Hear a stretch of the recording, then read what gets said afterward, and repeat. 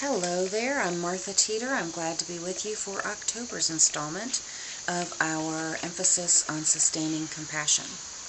So I'm going to talk with you just for a few minutes to give you an overview of your materials for the month. I just want to run down some basics about compassion satisfaction for you so you'll know what we're talking about.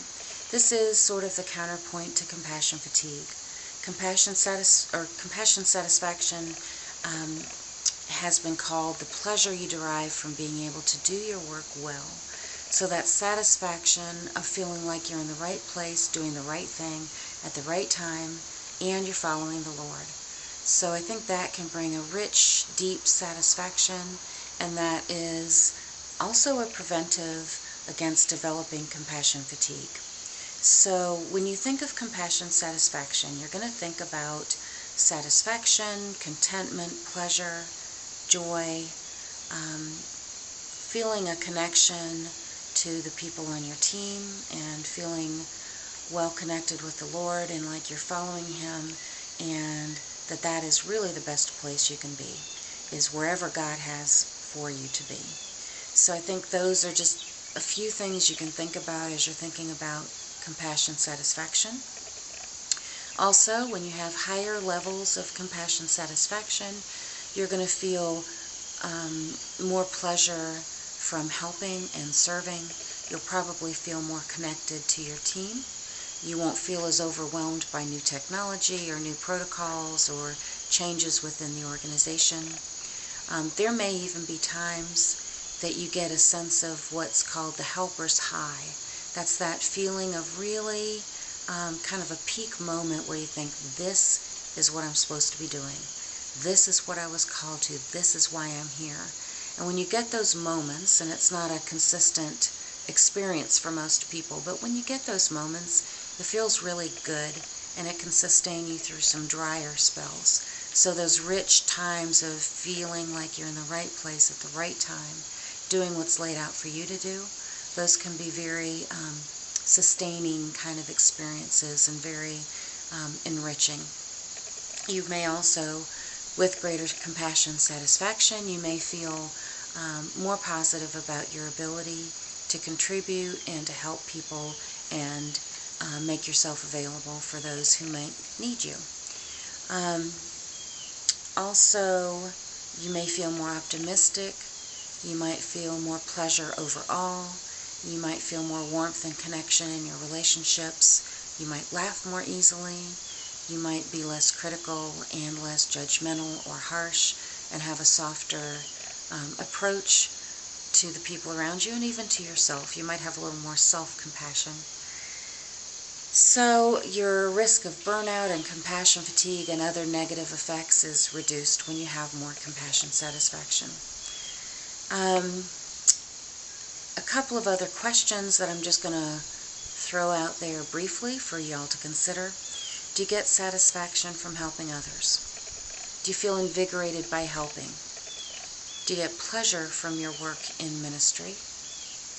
Do you feel good about being able to keep up with new technology, new protocols, and other changes?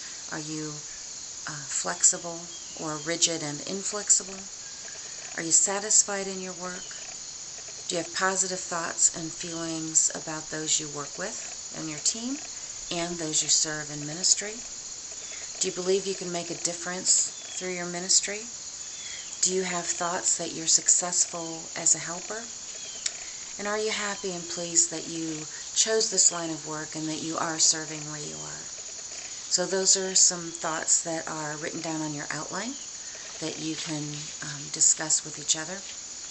And then also, in addition to the outline, you have a discussion sheet for this month, and there's also a reading resource which is attached that is a chapter in a book, the Compassion Fatigue Workbook. This is chapter 16. It's Compassion Satisfaction, Reconnecting with the Rewards of the Work. So that's your reading resource for October. And I've got 5 discussion questions for y'all to talk about with each other. What are some specific aspects of your ministry that bring you joy, pleasure, or satisfaction? What brings you contentment in your personal ministry, your team, your community, the Lord? In what ways does your ministry make an impact on those around you? What brings you energy and enthusiasm and renewal for your ministry? And how are you stimulated by the challenges you experience? There are certainly challenges, struggles, difficulties, and frustrations in what you're doing. Where do you find the energy to face those opportunities and those challenges in a creative way and with some vigor and sense of purpose?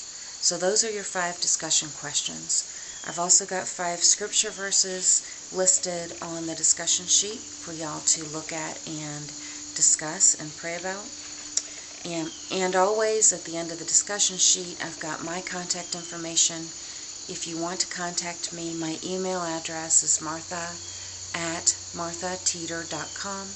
Teeter is T-E-A-T-E-R. You're welcome to email me at any time, or you can call me. My phone number is there too.